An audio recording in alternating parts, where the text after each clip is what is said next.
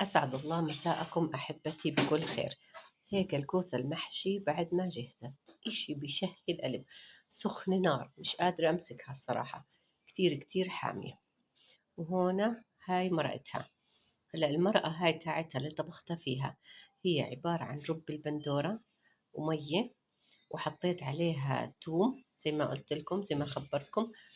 طحنت عليها 3 أسنان تومة قبل ما تجهز ب5 دقايق، وحطيت عليها نص معلقة نعناع ناشف، وحطيت عليها معلقتين وهي بتطهو من دبس الرمان.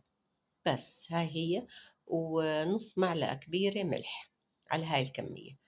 طبعا أنا مش هاي كل الكمية، أنا عملت حوالي 3 كيلو يعني الكوسة المحشي. وهيك مثل ما بتشوفوا بس كتير سخنة مش قادرة أمسكها الصراحة.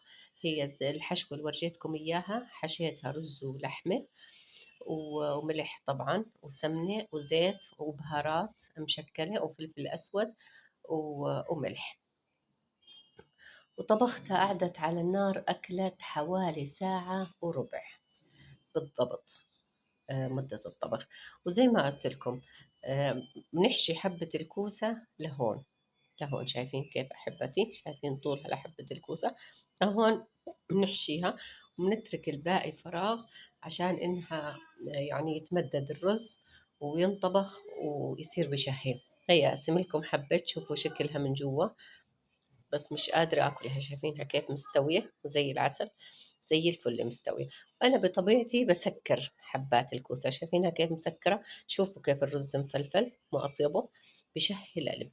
وإن شاء الله تعملوها هاي الوصفة، تجربوها وتنبسطوا عليها، وكتير كتير زاكية. وبالهناء والشفاء، والسلام عليكم ورحمة الله وبركاته.